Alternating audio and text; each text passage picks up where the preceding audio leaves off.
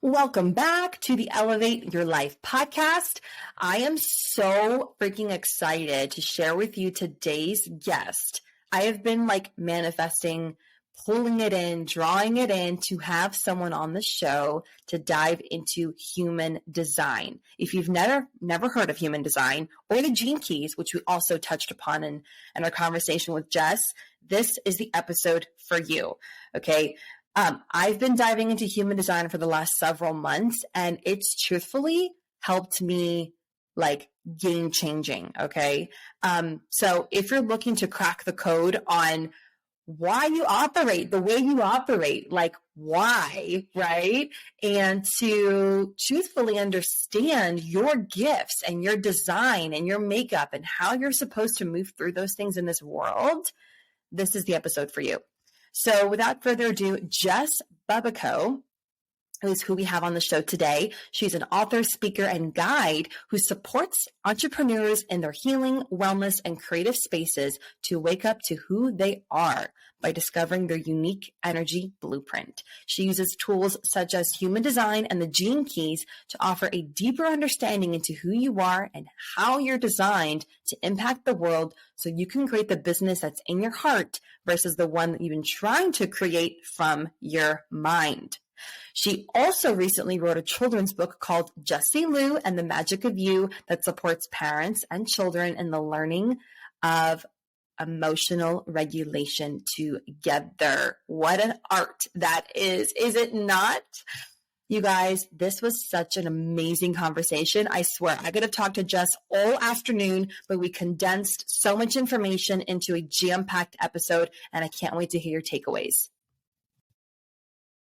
Jess, I am super excited to have you on the show. Welcome. Thank you so much for having me here. I'm excited to be here. I am too. I can't tell you, from previous conversations how excited I am to bring human design and the bonus of gene keys, which you also teach, to the show, and to really better understand how we can leverage these tools to optimize our life. Absolutely. I'm excited to share with your audience. Yeah. Before we dive into all this juiciness, I would love for you to tell us a little bit about yourself and what led you down this path of human design and gene keys. Yeah, absolutely. So again, my name is Jess Bubbico, and I've been working with human design and the gene keys since about 2018. I work as a guide. I love running workshops and also helping people dive into their gene keys and human design through group workshops online. It's really helpful, I think, for people to be able to do this work together in groups because it helps to bring a different perspective when you get to hear about different people's life experiences, bounce things off of each other. We kind of get into this really nice group synergy with this information. So, I started working with human design and the gene keys in 2018. It crossed my path. I was working in the space of intuitive development, supporting people with developing their intuitive gifts. My original background was in speech therapy. And when I started my career in speech therapy, and I was like, there's something else. There's something else here. The way that the medical system was working and the school systems were working, I was feeling like, okay, there's something that needs to change. So I started down my own spiritual path, starting to learn about different esoteric topics, started a business doing intuitive readings for people. And what I found as I was doing intuitive readings was a lot of people were coming to me with the question of who am I and what's my purpose? And I think that because, we move into this, we're essentially raised inside of a system that's okay, you go to school, you get the job, you get married, you do the thing. And then you retire at 65, and then you live in retirement. You go, if you're from the Northeast, you retire down to Florida, and then that's what life looks like. And I think a lot of the people who were coming to me were having this question of is this it? Is this all that life is? And a lot of them had this feeling inside of themselves, there's got to be more. This doesn't feel right to me, but I don't necessarily know what the path is to do something differently. I don't have good examples of what that looks like in my life, but I have a knowingness and I don't know what to do about it. And so I would do intuitive readings for people. and I would share with them what I saw for them. And the challenge that I would find is that people needed it's all well and good to have a vision of what your life could become, but a lot of people didn't have the tools to understand how to get from point A where they are, maybe inside of, again, like a job or a career or relationship that they don't love, but they know isn't right for them. They didn't have the tools to get to this different vision for their life. And so human design came into my life. And when I learned that essentially, and we'll talk about what human design is more in depth, but when I understood that human design is a map to understand how I operate and essentially a way for me to reliably trust my intuition to move into the unknown, I thought this is something that I have to teach to other people, because it was essentially the missing piece between me doing a reading for someone, seeing the potential of where things could go in their life, and then again, being able to give them something tangible they could use to actually step by step make their way into this new reality. So when I learned it, it was really helpful for me. And so that's why I started to bring it into my practice with others. I love that. And you're absolutely right. It gives you that sense of almost validation Mm-hmm. to why you operate certain ways. Um, or it just helps you make sense of yourself, right? Yes. I know for me, when I started diving into it, someone introduced it to me actually in 2018 as well, when you got Mm-hmm. into it. But I wasn't open. I never took it a step further. I never dove into my chart to really understand and implement Mm-hmm. up until I would say the last couple of months, actually. So, going into the new year's when I really started implementing it more, and it's allowed me to have so much more acceptance of myself and to trust myself more, like you said, to really rely on that intuition and that inner knowing, and feel that I'm okay. I'm Mm-hmm. not, crazy or anything just because the way I operate that's different than others. It's just the way I am. And that's very liberating as well. Absolutely. I always say it's like your cosmic permission slip to trust yourself. And I think it's a sense of validation, a sense of permission, and also a sense of like, oh, I'm not crazy for feeling the way that I feel or for operating the way that I do. Because sometimes, we all grow up with a family, we're born into a family. And in that family, you have, if you've got a family of 4 people, you have a family with 4 different designs, and they could potentially be very different designs. And when we're growing up, we're often looking for who to emulate in order to be successful in our lives. And we get conditioned. We're like, okay, well, my dad was this way. For me, my dad is a generator, which is a very different design than I am. And he's wakes up 5 o'clock in the morning, went to the gym, had the career, and I always was like, why don't I operate like that? And I always berated myself for why can't I operate in the same way that my dad does? Because he was, one of my biggest role models growing up. But when I understood that, okay, no, that's how he became successful, but my pathway to success is going to look very different than his does.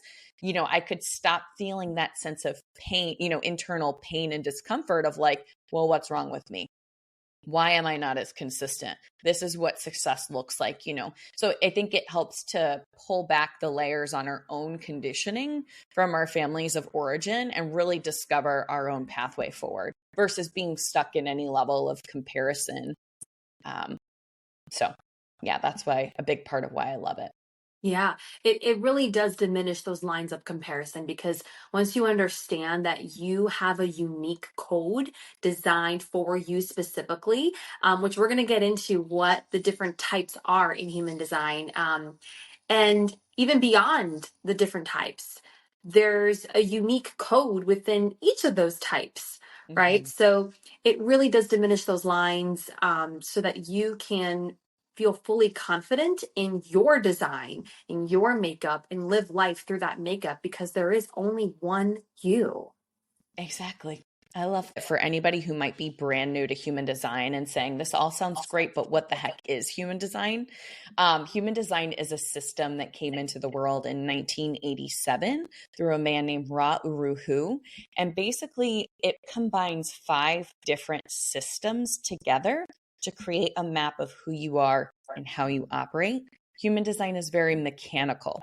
So you can think about it from the sense of it human design describes the way in which your car drives, like the vehicle that is you. How does it operate and move through the world? So it brings together astrology, the Chinese I Ching, the Judaic Kabbalah, the Hindu chakra system, and quantum physics. So it pulls together all of these different systems, and then it's based upon your chart. It's going to look a specific way based upon your date of birth, time of birth, place of birth. Doesn't matter your name. Doesn't matter the name in this system. Some people are like, if I enter Jessica versus Jess, will it matter? No, it's just date of birth, place of birth, time of birth. And again, it pulls together this map of how you mechanically operate. So I always tell people when I look at a human design chart, and you can head to my website, it should be in the show notes, but it's www.jessbubbico.com/get-your-chart. Again, I'll probably be in the show notes. And what it's going to show you is it's going to generate this map that has different colors and symbols and numbers. And I always tell people, there's a language inside of that chart. When you look at a certain number, you're like, okay, well, what does the number 24 mean? Well, it has a meaning to it, which we can look up in like a human design book, or if you get your human design report. I have a free report. If you download your chart on my website, it'll give you some information. But when you look at that chart, I always tell people it's like if I was to open the hood of your car and look at your engine, it would be what your engine looks like, because it's how your car is wired. It's the electrical system inside of you. If I open your hood of your car, and let's say you're a Tesla, I don't even think there'd be anything inside of the hood. I don't have a Tesla, but I don't think if you open, I think you have to go in the back of the car for a Tesla to look at it, how it operates. But if, let's say you were a Ford, like a Ford Mustang, and I opened up, your hood, and then I'm a Hyundai Santa Fe, and I open up the hood, you're going to see different wiring inside, right? If I go inside of the car, the way that, the button for where you roll down the window might be in a different place than where the button is for where you roll down the window in my car. And so basically what human design does is it just gives you that operating manual for saying, hey, you know what? You got in Jess's car, and to roll down the windows, the button was on the door, but you got into your car and the button was on the, center console. You don't have to berate yourself for the fact that your button wasn't on the door. It was on the center console. You just have to learn how to operate it the right way. And then you're going to have a better experience, right? So that's really what human design is it's the wiring of how you operate. And we all, our bodies give us feedback. We try something out, it doesn't feel right. We try to fit ourselves into somebody else's shoes, it doesn't feel right. So a lot of what human design is it's an invitation to come back to your body and listen to the feedback that your own body is giving you as you move through life. Yeah, no, I love that. And I love how you said too, like the button for this may be on the window versus the button for someone else may be in the center console, right? Like some things may come easier to some people versus somebody else it's a struggle or challenge for them, or there's a lot of resistance around that thing for them. And that's just because our makeup is different. What looks under the hood is different. Things are in different places for different people, and that's perfectly okay. It's all on purpose. Exactly. And with human design, like we're designed to come together. So you asked about the 5 types, and the idea is like no man is an island and everyone is designed to work together.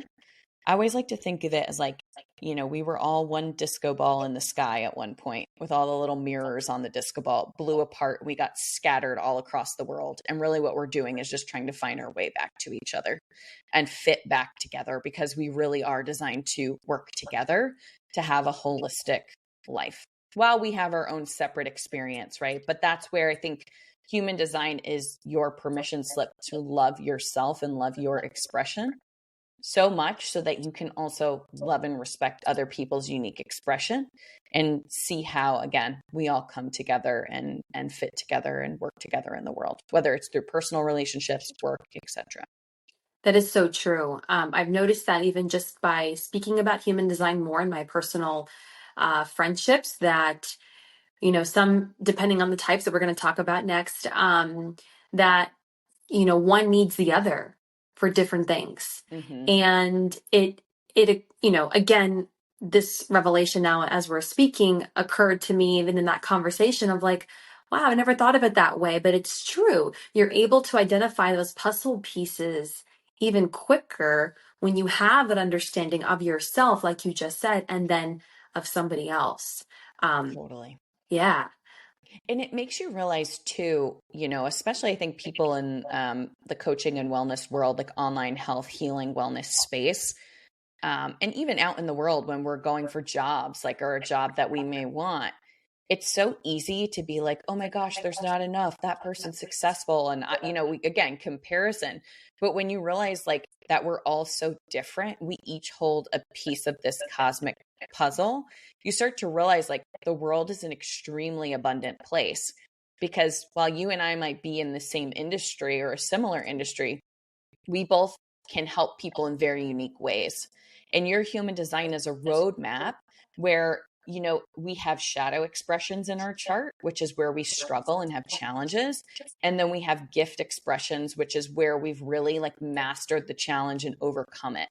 And then people come to us because they're looking for what we learned through our experience and through our life school. So you recognize that, human design, this chart represents human attributes and aspects that we all have. They're either innate to us or there's something that, whether it's, if it's colored in the chart, it's something you're always experiencing. But if it's not colored in, it's something that maybe was conditioned into you as a child, from your parents or the people around you. As an example, my mom has in her chart this, like, it's called the defined ajna. And it's all about having like very consistent ways of thinking about things. And, she has very certain ways that she thinks about different things that were then, some of them were very much programmed into me. And my job was to learn to like open up my mind around some of the things that maybe she thought were, this is how you operate, this is how you function, very traditional Italian family, that I had to go, okay, there's conditioning here. I have to overcome that. And then working with mindset mentors and people who have mastered that in their life helped me to overcome my own conditioning. So, we start to see that, and then in turn, me doing that work, I think has helped her to open her mind in a lot of ways too. So I think when we start to, again, understand like we each came here to learn a part of the human experience and overcome it and have our challenges, then that's exactly what we're here to pass on to others. And it doesn't necessarily always take going to school to do that, though school can help to facilitate certain things. It really takes allowing ourselves to be truly engaged in life, both the beautiful aspects and the challenging aspects, because they bring us exactly where we need to be. Yes. Amen to that. And I loved how you even went back to your parents and looked at their charts to better understand you and yours. I haven't gone that far back yet, but now you've inspired me. Yes. Yes. So in human design, we have 5 types. Now, when you think about types, if you're familiar with astrology, you could liken them to the 12 astrological types, Aries, Taurus, Gemini, etc. If you're familiar with like Myers-Briggs, we could look at them as like the E or the I, all of those. So they're archetypal energies that each of us, we fall into one of these 5 categories. It gives us an understanding of how our energy operates on a bigger level. But then once you start to get into the nuance of the chart, you start to see like, okay, I have, even within this type, I have my own unique expression. I'm not just my type. There's a lot more that goes into it. Just like you could be an Aries born at the first degree of Aries shows up very different than maybe somebody at the last degree of Aries with a different sun, moon, and rising, etc. So it's pretty loaded, but this is going to give you an overall understanding, higher level of how you operate. So we have 5 types. And if you looked up your chart, you can look next to where it says type, and you're going to have one of these 5 in your chart. So either manifestor, manifesting generator, generator, projector, or reflector. I'll start out with manifestors. I am a manifestor, and then we'll go into each of the other types. And I'm going to give you the percentage of how much of the population is each of these types. So the first archetype is the manifestor, and this makes up about 9% of the population. I like to think about the manifestor as the quarterback that is here to kind of get the ball rolling and get things started. In quantum human design, which is sort of an evolution of human design that this woman, Karen Curry Parker, created, she calls them the initiator, because the manifestors here to get things started. They're the fire starter, but they're not always here to finish it or bring it through to completion. When we look at the manifestor, we have something called strategy with each of the types, which is essentially going to tell us how you're designed to act on something or not act on something. The manifestor has what is called, they get urges when it's time for them to start something new. So an urge might look like, for me as an example, I'm like, I don't know, I just need to let so-and-so know that if they ever need someone to sub their classes, I would love to do that. And it's not an idea, it's not an inspired idea that comes where I'm like, ooh, this is such a good idea. You know, I'm around my friend Rachel and she's talking about that. That's such a good idea. I'm going to go do it. It's like this feeling that comes over you that's like, I don't know why, but I need to tell this person this thing. I don't know why, but I feel like I need to start an online support group for grieving widows. I don't know why, but I need to. And it's this feeling of like, something's pushing you forward to start it, but you can't necessarily explain why or where it's going to go. So if you're a manifestor, it's really important to start paying attention to, where is life trying to push me forward? Where do I feel this sense of I have to do this and I don't know why? Because that's going to show you the direction you need to go in. And often the process is very nonlinear for a manifestor. So it might not fully make sense, but it's an invitation to go and do that. And manifestors recognize that you're likely here to start it. You might be like, I need to tell so-and-so this thing or start this group, but you're likely going to need support from other people to help you get that idea or that urge rolling, I should say. So don't feel bad if you kind of chronically start things, but never necessarily finish them. And this is also a quality of man-gens, which we'll talk about, because again, we're designed to work together. Manifestors often have to work on personal power and owning their personal power and being unafraid to initiate and to get things started. A lot of the times, because manifestors' energies work in this burst and spurts, like you don't know when an urge is going to come. There can oftentimes be wounds around not trusting yourself, not trusting the direction life's trying to take you in with your urges. So manifestors, you're here to learn to own your power, embody your power, trust yourself, and also recognize you're not here to carry everything through to the end. So that is our manifestors. Yeah. Any thoughts or questions on that one? No, I see a lot of myself in that one. Yeah. We'll talk about them. I'm going to talk about generators next, and then we'll get into manifesting generators, because manifesting generators have an aspect of the manifestor within them. So the generator type is next. Generators make up about 36% of the population. So when we look at the generator type is, I'll say first, they're kind of traditionally how we think of work. They're designed to wake up in the morning with a full tank of gas and wear it out by the end of the day, doing something that feels satisfying to them. So when I say like the traditional way we think of work, I'm not saying as a generator, you should be working a 9 to 5 job. That's not necessarily true. I actually think work is changing and evolving in so many ways. 5 years from now, it's going to look completely different than it does now. Probably 1 year from now, it'll look completely different. But the idea is you're designed to use up this tank of energy that you're given every day, every morning, doing things that satisfy you and feel good to you. So one of my very good friends is a generator. She's in PR. And she obviously loves doing her PR work, but on the days where she's like, this is not lighting me up today, I'm tired, I sent a bunch of pitches yesterday, she's like, I'm going to go and do the things that do bring me joy. She loves to crochet. She loves to make different things. She goes and does some interesting sports with her family. And those things, she's like, oh, this feels so good. This feels so satisfying. I want to use my energy up in ways that feel good to me today. So generators are designed to do work that they love. If you're a generator and you're doing something that just drains your energy, it can feel extremely exhausting for you. But if you're doing things that feel satisfying, you love coaching and you're spending more of your days coaching, or, on the weekends, you're like, I love running marathons or whatever it may be. You're designed to do things that bring you a deep sense of satisfaction at the end of the day. And when we look at a generator type, you're not designed to initiate and try to like make things happen. So where I said a manifestor gets an urge and they're like, I just have to do this. We've kind of been taught in society, like, just do it, go after what you want. It's not really the case for generators.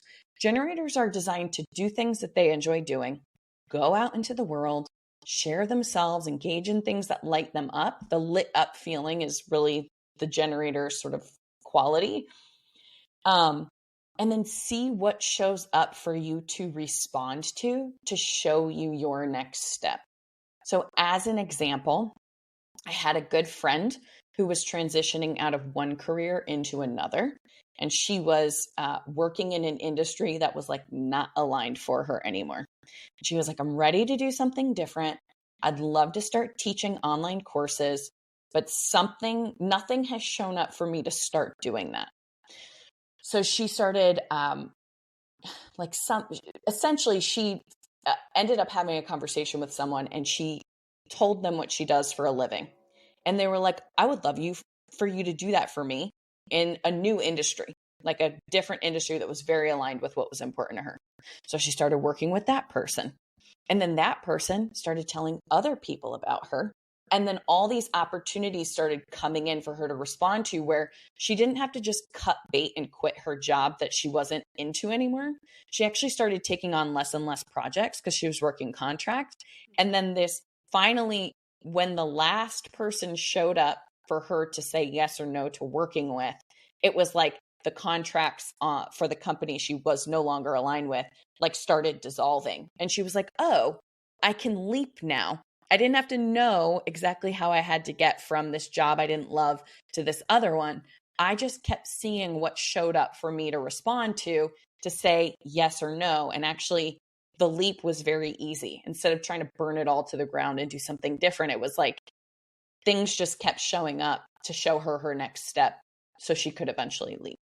That's really powerful, because I think a lot of people get caught up in the black and white scenario, which I certainly fell into, because I felt extremely drained in the industry I was in before. And I knew that there come a point where I would need to shift. And I always say, once you've passed your deadline, nothing good happens afterwards. All sorts of complications start to occur. It's like a pregnancy, past 41, 42 weeks, it's like, okay, it's time. It's like more than time. And it's also a matter of that faith and that trust of, like you said, be in the present moment, live out your expression, and wait to see what comes up. And it's actually very interesting. I'm noticing that occur for me right now, where things are just occurring. They are showing up out of nowhere. From one thing led to three things are leading to seven things. And it is powerful when you take that step back to realize, wow, this is how it works. So much of what human design is intended to teach us is to slow down and stop moving from the mind. The creator of human design, Ra Uru Hu, was like, your mind is the passenger, your body is the vehicle. And the idea is that life is going to take you where it needs to go. You have to keep paying attention and you have to keep showing up. Because how many of us have had a time in life where something was absolutely a no, but we said yes to it because our mind rationalized it and decided that we needed to do it. And it's like, when we keep feeling those nudges and those pulls, it's like we have to pay attention to what our body and our intuition is saying. And then we also have to pay attention to what the mind is saying and discriminate between, okay, the mind's going, well, yeah, that sounds like a good idea because, but I really don't want to do it. And every time I think about it, drains the ever living life out of me. Right. And when we can, that's where we have to start to develop that trust, is like, okay, I'm just going to try it out. My body's saying yes. My mind is saying no. What if I go and play in that field of yes and just see what happens? Let it be an experiment. Because that's how we start to develop trust with what's called our strategy and authority. We start our intuition, however you might want to describe it. It's like intuition is not logical. What your body says is often not logical. So we have to develop trust through repetition. The only reason we rely on logic is because we go, well, that worked in the past. So logically, I can recognize a pattern and assume it'll work again in the future. Mm-hmm. And it's like, maybe, but also it might work, but it might drain the life out of me. So how can I start to pay attention to the difference between the yes in my body or the no in my body and the yes in my mind and the no in my mind? And that's, again, how we develop that level of trust in where life is trying to take us. Mm. And I'll say too, just quickly, for generators, oftentimes generators can only see one step ahead. And it feels extremely frustrating because generators go, but how am I going to make money if I do that? But how am I going to? Because they can't always see the bigger picture, but you're designed to take one step at a time. You're not designed to, it's like you're in the car, your headlights are only going to show you a certain distance in front of you. If I'm driving from, Fort Lauderdale to Clearwater, I can't see Clearwater until I'm at the Clearwater exit. And so we have to trust that our GPS is taking us where we need to go, even if we don't know where exactly that is. Mm-hmm. Kind of a generalized idea. Mm-hmm. So manifesting is a combination of a manifestor and a generator. And the way these types are derived is through the wiring inside of the chart. So the wiring just looks different depending upon your type. But manifesting generator is, again, a combination of generator and a manifestor. And so basically, manifesting generators tend to be very multi-passionate people. They tend to like to have a few things going at one time. The name for the manifesting generator in quantum human design, like I mentioned, is the time bender. Because oftentimes manifesting generators, when they have like the go sign to go out and do something, they can do it extremely quickly. My best friend, manifesting generator, she'll be like, oh my God. And I'll explain how it's inform and respond for the man gen, but she's like, oh my God, such and such happened. I'm going to start a journaling company. And within a month's time, she's got the website. She knows all the strategy. She's got it out there. It's launched and she's like ready to go. And I'm like, how did you do that? It's just manifesting generators. When their engine is lit, they're ready to go and they're ready to go quickly. So the manifesting generators strategy is a little bit different in that the manifesting generator tends to have an urge, something that they want to create. We call it envision. You may have a vision of something that you're wanting to create. So the example of my friend, she's always wanted to have a product company of some kind. And she would be envisioning it and seeing what it should look like and all this kind of stuff. And then what happens is something shows up for you to respond to tell you that it's time to go and to make that thing happen. So the example of my friend as a manifesting generator, she was like, always wanted a product company. She always wanted to get herself out there in the world with journals and do things that were inspiring. And once she had a conversation with her mom one day, and her mom was talking about how she was like really big in eBay in the 90s. And my friend was like, oh my God, like it was this, her mom was very interested in having some sort of product company too. Something her mom said, she was like, okay, it's go time. Let's create a journal company together. And then the two of them got started. And I'm telling you, they've been rolling this thing out pretty quickly because the timing was right. And it's the same thing. Typically, I see like a manifesting generator might be like, I've been really envisioning a podcast and getting out there and sharing. And then all of a sudden people are like, have you ever thought about putting together a podcast? Like you have so much wisdom, or you see a microphone on sale, or like whatever, something comes in where you're like, oh, I listened to Gabby Bernstein's podcast. She was talking about how easy it is to start a podcast. Go. And you just go and you start creating. Yeah. Does that resonate for you? It resonates a lot. Yes. Yeah. Yeah. So I always tell manifesting generators, I'm like, pay attention to like what's been coming through you, what you've been feeling like you really want to do, those kind of urges. Again, not fleeting ideas. Like you're talking to your friend and they're like, oh my God, you're so beautiful. You start modeling lipstick. And you're like, I've got great lips. I should do that. It's like, no, it's like something that's in your bones that you want to do, that then the timing shows up. People say something to you, you see a billboard for it, an email comes in, somebody on a podcast is talking about something that's giving you that, okay, it's time. That activation exactly within you to activate that generator, to activate that manifesting part of you, and to get that ball rolling. One part that we left out was, what percentage of the population are Mani-Gens? 34%. Wow. Yeah. And manifesting generators are similar. So they're similar to manifestors and generators in that manifesting generators tend to have the energy to like make something happen to a certain point.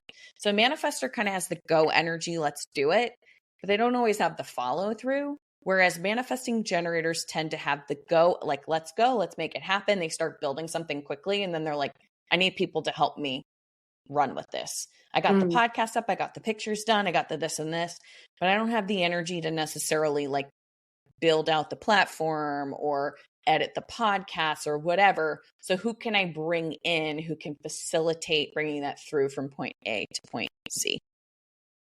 Makes perfect sense. Yeah. Yeah. And I'm happy to disclaim now. Well, wait, let's go through all five and then we'll share. Yeah. So projectors are next. Projectors make up about 20% of the population. And I'll just say too, manifesting generators, you were talking about satisfaction versus dissatisfaction. Like your work should bring you a deep sense of satisfaction and peace. Like, oh, this feels so good. I'm using my energy in a way that's effective. Otherwise, we feel drained. We can start having, all kinds of health issues, things like that, because we're not using our energy properly. Manifestors, yours is peace. So whatever work you do should bring you a deep sense of peace. So that's those. Projectors, 20% of the population. And projectors' energy, so manifesting generators and generators have that full tank of gas at the beginning of the day. They wear it out at the end of the night, crash into bed. You haven't used all of your energy in a way that's satisfying. You might want to walk before you go to bed. You might want to exercise before, do something to get your energy out. Whereas manifestors wax and wane. Like you might have some energy for like 2 days, get a bunch of stuff done, and then it's gone for 2 days. Projectors tend to be similar in that way too. Your energy tends to wax and wane. Projectors are great guides. Every time I say this to projectors, they're always like laughing and nodding their head because it's like you see things that other people don't see. Projectors are very attuned to groups of people, attuned to family members, attuned to work situations, and they're very good at seeing how we could do things better than we can. If they're talking to a friend's complaining about their boyfriend and how they're unhappy in their relationship, the projector usually has a pretty good handle on like, well, if you just changed X, Y, and Z, it would probably be better. But the thing with the projector is your strategy is to wait for the invitation. And so this means that projectors need to take care of their energy. They need to do good self-care. They need to find themselves surrounded by people who see them and honor them and value them. And what they really need to do is do what they're good at, Go out into the world, be natural, do what you're good at, be seen. Maybe you get on Instagram. Maybe you just go out into the world and live your life. Maybe you show up at work doing what you're good at. And then you notice who invites you in to share your wisdom with them. Projectors, if they're not getting invited and people aren't recognizing them and going, hey, Jess, what do you see? Like, we're doing this project. What do you see? Projectors can get very bitter because oftentimes what they see may not be well received by other people if they haven't been invited to share it. I can give the example of like my best friend. She's an amazing party planner. She's just like really good at organizing and planning. She's a projector, one of my different friends, friend from home. She's really good at party planning. She's really good at organizing. I'd always be like, come over my house, organize the spice cabinet. Oh my gosh, we have a party that's going on. Can you help me plan it? Because she's just good at it. And I recognize that in her. She's not a party planner for a living. It's just a gift and a skill that she has. However, other people in her life, like family members, things like that, don't always recognize that of her. And so she'll be like, oh, such and such is coming up. Let me plan it. And they won't respond to her, or like, because they didn't invite her to share her gifts. And so then therefore she gets frustrated and, resentment can build up or bitterness can build up. But the idea with the projector is those who don't recognize you, those who don't see you, those who don't see your gifts, it's saving you energy and time. Don't focus on those people. Go out there, be natural, right? Share yourself and notice who invites you in and goes, wow, you're so good at that. Come do that for us. Because once a projector is like really in that energy of sharing their gifts and their skills and their talents, they're going to naturally be very magnetic, and the right people are going to call them in to share what they know. Totally. And then they start almost acting like a generator, in that they get a lot of energy from that. And they're like, okay, let's create, because the projector's signature theme is success. They want to feel a sense of success. They're driven by feeling successful. And oftentimes a feeling of success is like, what kind of job did I do? Do I feel good and satisfied by the job I did? Are other people happy with what I did? And that's the feeling that they're going for. Yep. So that's our projector.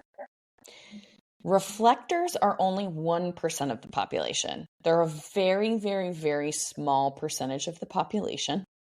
And reflectors are really very interesting beings. I lived with a reflector for a little bit of time. One of my roommates was a reflector back in the day. And the thing about reflectors is we kind of think of them as like cosmic mirrors. I like to think of a reflector. This doesn't mean you have no personality. This doesn't mean that because their chart is all white for the most part. None of the centers that are like the squares and the triangles and all of that, they're all white. The gates, which are the numbers, you'll see like lines colored in, but all of the centers, which are the squares and triangles, etc., are white. When we look at the reflector, they are very good at reflecting back to people how they're doing. I almost like to think of the reflector as like the cosmic therapist that's really good at like listening and reflecting back to you how you're doing. I had my roommate that I lived with. I had something that had happened in my life that was challenging. And I just remember it was a couple of days after the event. And I like went into the kitchen and he was making breakfast and he was talking. He's like, how you doing? And I was like, I'm good. Blah, blah, blah. And he just like paused and he's like, are you really good? Like, are you sure? Even though I walked out, I was like, I'm good. I'm fine. Life is good. And he was like, are you really sure? And I just broke down crying. I was like, I'm not okay, but the thing is that they're often very sensitive to their environment, to the people around them. And so they're very good at reflecting back to us how we're doing. If you think about this within a work organization, a reflector could be very good at helping to maintain the health of an organization because they're very attuned to and in tune with what's correct in an environment versus what's not. I met another reflector last week and she was like, I need to be on the land in Miami. Like, I don't know why, but I'm being called to that land, because she's like, I just feel like there's like some sort of work I need to be doing there. And so it's like reflectors have to trust that innate calling to where they feel called to go, because they're meant to be in tune with their environment, and help us to see like maybe what's healthy and what's not healthy. Wow. So for a reflector, they say you have like no strategy, but really the strategy for a reflector, the way I see it, is like, go put yourself into environments and see how they feel to you, and notice if over time those situations, people, for the bigger decisions, really feel good to you over time and feel right and correct. So if you're planning to move somewhere, go visit and spend time there and see how it feels. I had another friend who was a reflector when I was living in Denver, and she's like, I had some friends ask me if I wanted to move in with them. I'm not sure, so I'm actually going to go live there for a month, and they're going to let me live for free, and I'm going to see if it feels right to move in with them or not. I'm like, great idea. And she ended up moving in with them, So I would say reflectors, like, take time, put yourself into the energy of your decisions. Obviously not if it's like decide what you want for dinner. You could feel into it through the day, but bigger decisions, like, give yourself space to feel into and notice, what feels right over time. So I have learned so much more about all the 5 types through your detailed explanations, and really diving into also like the real life examples as well, right? Like, how does it apply to the real life, and as well with our work and our careers? What does that translate to? I think a lot of people also feel that sense of loss of direction at times if they're in between, or like we talked about in the beginning, not knowing what their purpose is. But having gone through all of the 5 now, I'm sure you as a listener can start to pinpoint, maybe you see yourself in all 5. Like, I'm sure we all have little things here and there that we identify with, but there's definitely 1 or 2 that you might be in between, and after you do your chart, you're gonna know for sure which one is yours. And I remember for me, when I was listening to all the descriptions of human design, I was able to narrow down my 2. And I was actually the combination of both. So Yep. There you go. Yep. I'm like, I resonate with both. Is that an option? You're like, it actually is. Oh, it is. Yeah. It was like, wow, that makes perfect sense. I can't pick. I like more than one thing on my plate, which clearly defines a manifesting generator. Exactly. Totally. Yeah. And I think in the context of work is changing. I actually have a class coming up that starts Monday that's called Work. And it's really about understanding. I bring in the Gene Keys with this because we actually have a code. So the Gene Keys is an offshoot of human design. I know we're coming up on the end of our time, but human design, or Gene Keys, is an offshoot of human design. You look at your human design chart and you see all the numbers inside of the chart. Basically what it does is it takes those numbers and puts them into sequences that are going to give you the storyline of the work you came here to do, the challenges you're here to learn through your relationships, romantic, friendship, or otherwise. And then it gives you your purpose, like this bigger story of your purpose on this planet. And so we can actually start to look into the nuance of the Pearl sequence, or it's called the prosperity sequence, to understand the work that we came here to do. It tells us the team's size that we work best within. Are you more of the entrepreneurial type? Do you work best in business partnerships? Are you here to be a part of a small team, larger organization, etc.? So it can give us some details on that, what your special gift and talent is in work. And again, it's meant to show us how we're actually meant to interface with other people, and grow our business and our work in the world. Do you have a way of looking up my Gene Key? We'll do a quick read on that for everyone. I do. I have it right here. And for the record, this is the first time I've heard about Gene Keys, and I'm learning about it with you guys. So this is really cool. Yeah, absolutely. Okay.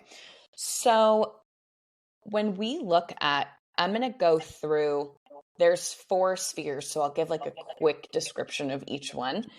But when we look at your Pearl sequence, you can go to genekeys.com/free-profile. And it's genes, like the genes in your DNA, not like apple bottom genes. So it's keys.com/free-profile. And you're going to get another map, and it's going to kind of give some descriptions. I think you can actually slide it to your prosperity sequence, or they call it the Pearl sequence, on that website as well. So basically, there's 4 elements to your work code. The first one is it's the second one. It's called your culture. And that's where I'm going to start. And so your culture gives the team size that you're designed to work in, and the role that you came here to play. So on a team, yours is the line 5, which is actually the line of leadership. So the line 5 really enjoys being a leader. It often gets elected to leadership positions. It likes having groups of people to lead. I've seen this expressed in a couple of ways. You might find yourself within a bigger organization being a leader if you went into corporate or something like that. But you might also like having an audience of people to lead. But the 5 is most natural in a leadership position.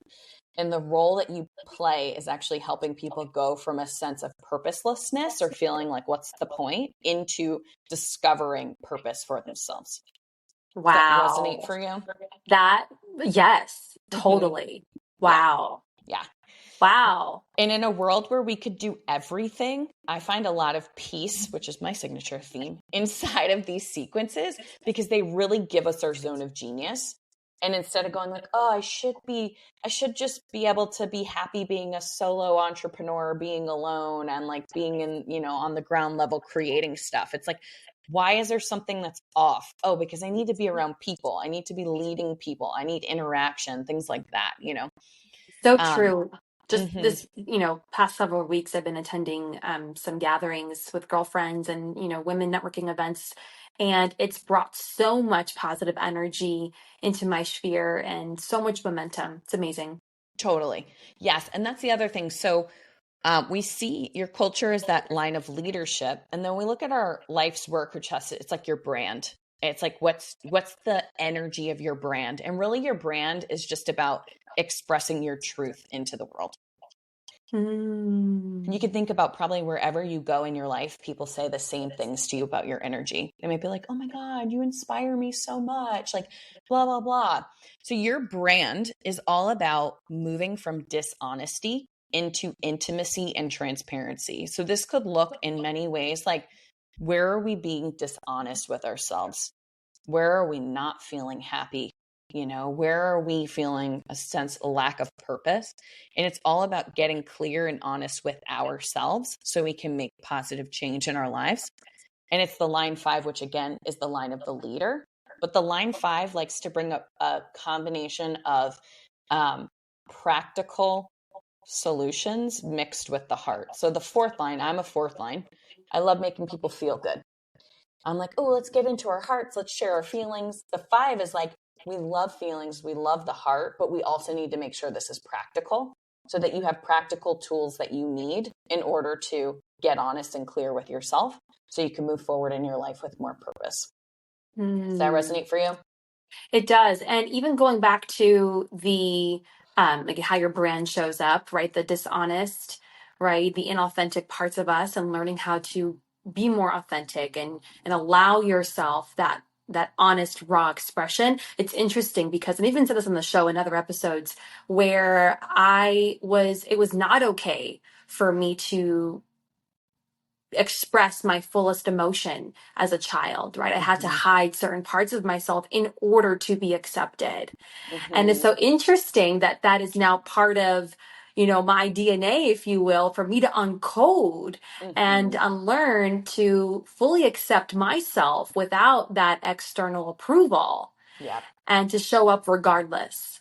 Exactly. And that's like, right. It's like, I'm getting honest with myself that maybe I'm hiding aspects of myself because I'm afraid of how others might respond, which that actually shows up in your another part of the chart as this like challenge that shows up for you. The 55 is like all about moving from victimization into freedom. And it's a very deeply emotional energy. So it's actually about learning to become transparent with our emotions, become transparent with how we're feeling, things like that. So I love that. Wow. Your special, like a special core talent and gift is It's called your vocation. Yours is in the line 2, which is all about doing what comes easily and effortlessly to you. But the 2 is also about expression, self-expression, wanting to share a message with people, having a message to share. So the fact that you have a podcast where you get to be a leader in sharing, sharing your voice, sharing what comes naturally to you. The 2, we call it the line of marketing. It doesn't necessarily mean that you need to be a marketer, but what is marketing all about? It's connecting people with the right ideas that they might be looking for. So you get to sort of be a steward of sharing a message and getting people connected to the message and getting to be a leader and bring them practical solutions so that they can change certain things in their life. And, yours is in what's called the Gene Key 27, which is all about your altruism and your kindness is your greatest gift to the world. The way that you express yourself and you can be altruistic, you can bring a sense of heart and love and kindness and consideration into the world. It's also about being able to, the shadow is selfishness. So it's like sometimes there can be wounds around helping people see that it's not selfish to love yourself, to get honest with yourself, to find your purpose. So it's really about this invitation and this gift through your message, allowing people to find their purpose through developing that sense of kindness and giving themselves full permission to be themselves. Okay, that's it. Yeah. I'm switching careers and I'm going into human design and Gene Keys. It is the best. It's such a complementary tool, right? Because it really helps us to see.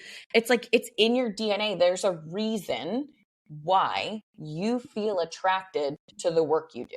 There's a reason why you feel called to share a message. There's all of it. You know what I mean? So interesting. So when I was 17, and I was your traditional kid that went to school, went to church, on most Sundays. I played a couple sports here and there, didn't do too many extracurricular activities, but here and there. But at 17, I was a junior in high school and something in me was like, you have to do this thing. And it's like a now or never moment. So now, what better time than now? Mm-hmm. And I entered a pageant. I was never drawn to pageants as a little girl, but something in me was like, you need to be part of this. Yeah. Mm-hmm.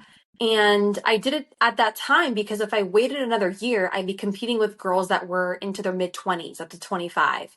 And I don't want to be in the bottom of the tadpole, 18 to 25. So I entered in the teen division and we found an organization. It was the Miss Teen America organization because there's so many out there. You have to find what you're looking to achieve, whether it's modeling, whether it's exposure, scholarship, community, whatever it is that you want out of the pageant, there's a pageant for that. Mm-hmm. And so I became Miss Florida Teen in 2011. Mm-hmm. And I started doing appearances. Now, mind you, I've never had pageant experience, and my national pageant was coming up in 4 months. So after the holidays, I started doing appearances one after the other. Maybe that was the generator part of me that was kicking in because my mom did not have to tell me where to go, what time to be there. I was telling her what time I'll be home at the end of the day because I have 3 events after school. Okay. Yeah. And within 90 days, I did 76 appearances. Very manifesting generator like.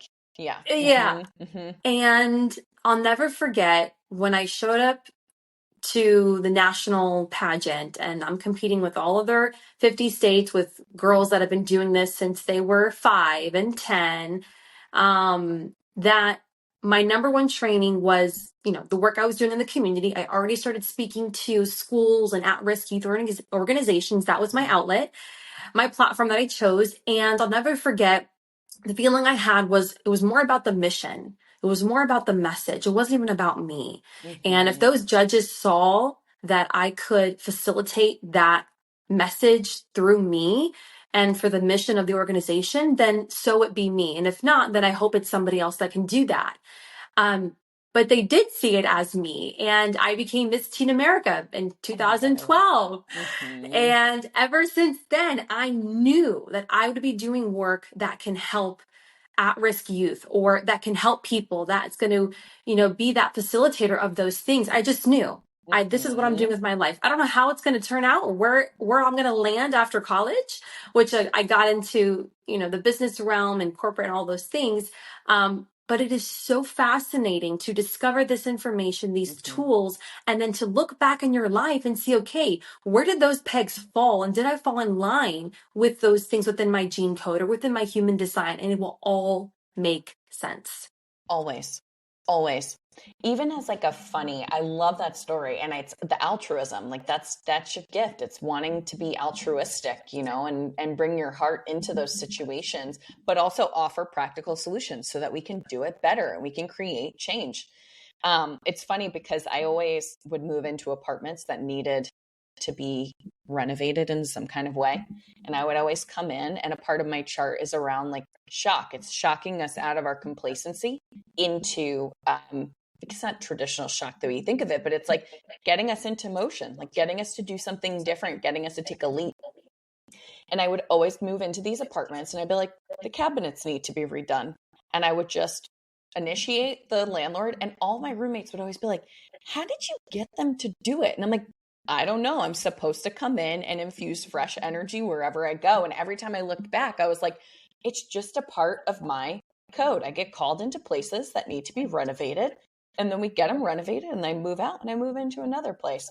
And even the place I moved into now, same thing. She's like, we need to get this kitchen redone. I'm like, I don't know why. It's just my energy every single time. Because most of my other friends go, it's so hard to get your landlord to change anything. And I'm like, I don't know why. It's my energy, right? So it's like all of these things, the more that we can reflect on our past experience and say, like, there are common themes that I can see that no matter where I go, whether it's work, whether it's this, whether it's that, it's always the same theme.